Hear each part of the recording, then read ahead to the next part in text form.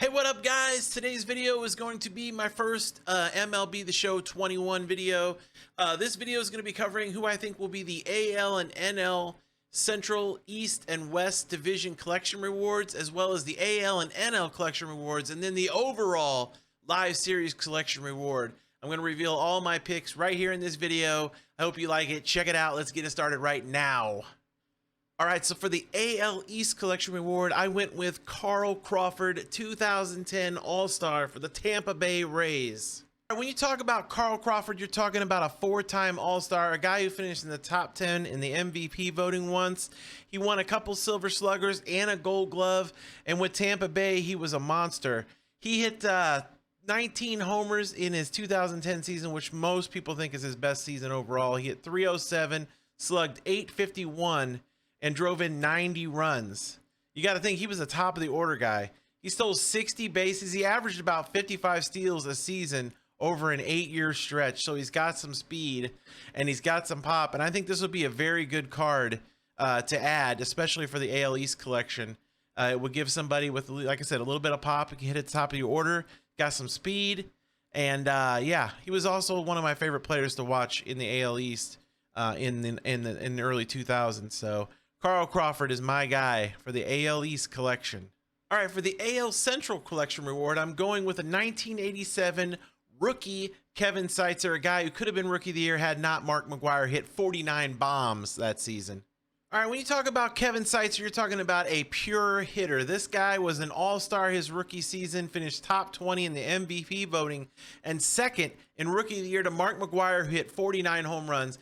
And I still think Seitzer was robbed. He hit 323, 207 hits, 33 doubles, 15 homers, 83 RBIs. This was his rookie season. He struck out 85 times in 725 plate appearances. Let that sink in.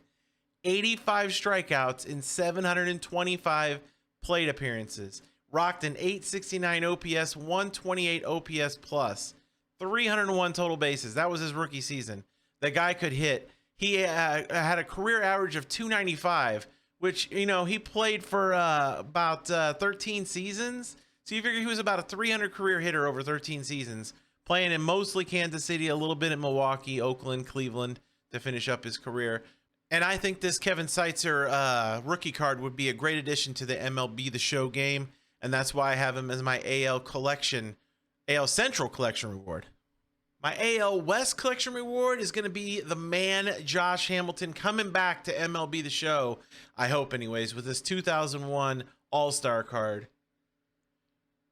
When you talk about Josh Hamilton, you're talking about a guy who could absolutely mash the ball. 5-time All-Star, won an MVP in 2010, finished top 10 in the MVP 3 times, 4-time Silver Slugger.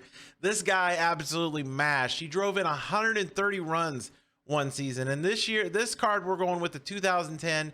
He had 40 doubles, 32 homers, 100 RBIs, 1.044 OPS, slugged 633. He won the MVP obviously that season, struck out 95 times in 571 plate appearances. This guy was an absolute monster. He's been in the show before. I will love to see Josh Hamilton come back to the show and use it. It was such a great swing, and I'm hoping this is the year where we get Josh Hamilton back, and that's why I'm picking him as my AL West collection reward. All right, for my NL East collection reward, I went with the big cat, Andres Galarraga. When you're talking about Galarraga, you're talking about an absolute slugger. The man hit 40 home runs or more 3 times. You're talking about a 6-time All-Star. He finished top 10 in the MVP voting 5 times. He won the Silver Slugger 4 times. He won 3 Gold Gloves.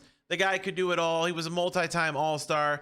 I'm going with the 1988 version, the Montreal version. We had 42 doubles, 92 RBIs, 29 homers, and he hit 302 while slugging 540 and 893 OPS. He had 329 total bases, which led the league that season.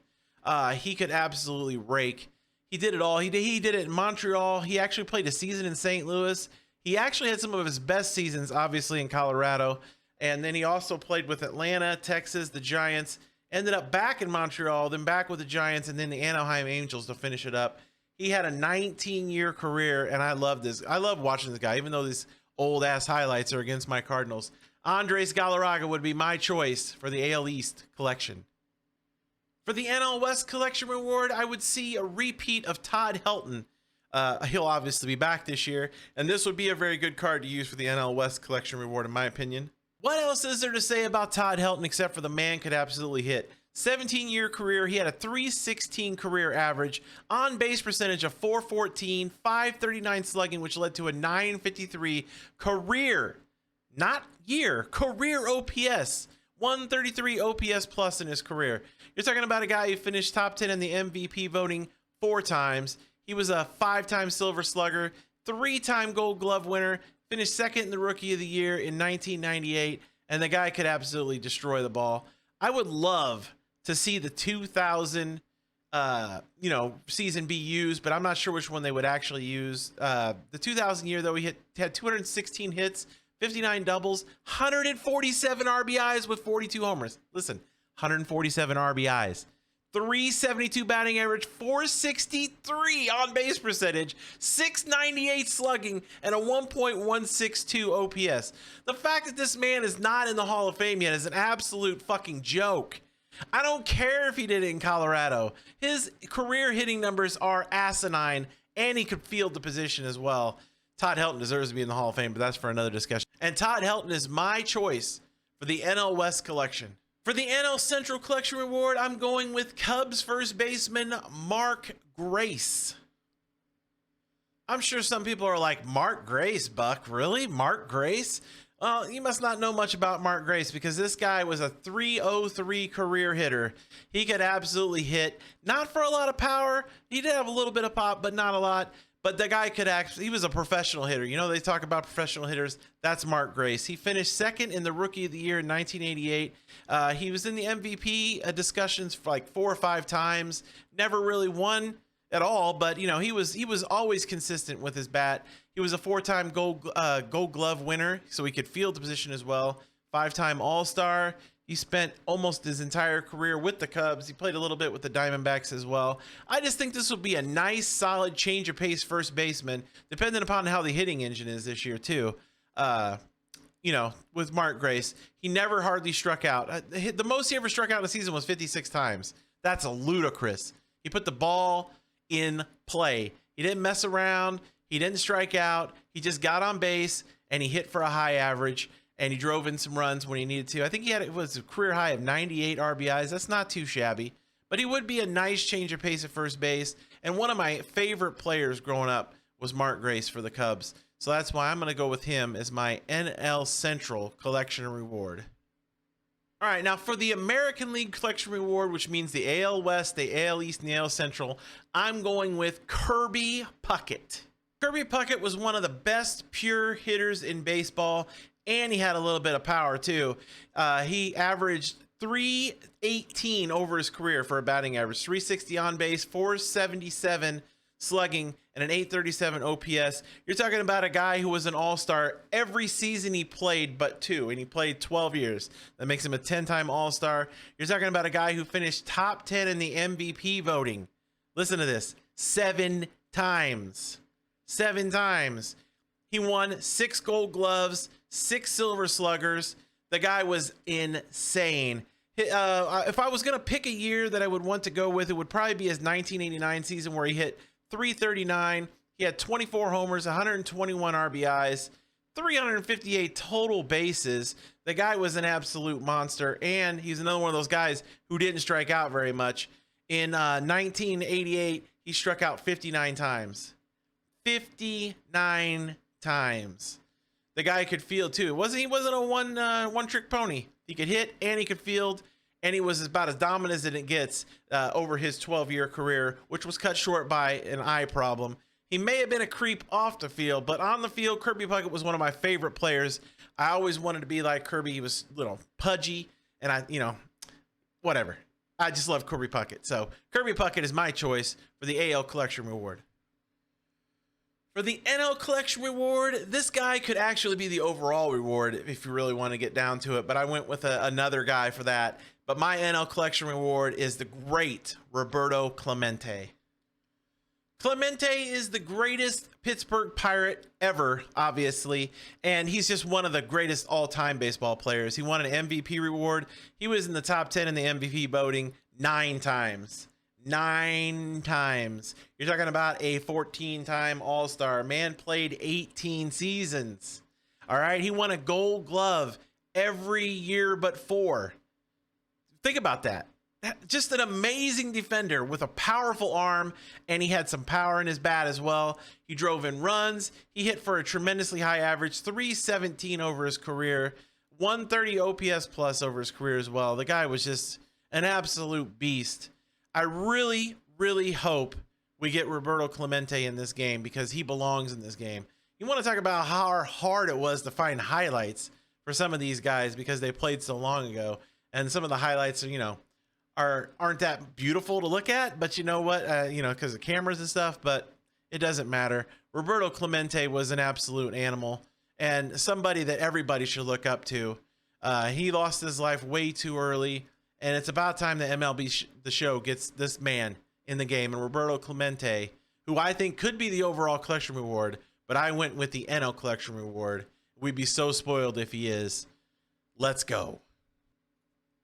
And that just leaves me with my live series collection reward prediction. And I'm going with one of the greatest hitters of all time, New York Yankee Joe DiMaggio. You want to talk about trying to be difficult finding highlights. Holy cow. But Joe DiMaggio is one name that I thought was bigger than anybody else that I put on this list, even Roberto Clemente. You're talking about a 3-time MVP, a guy who played 13 seasons, right?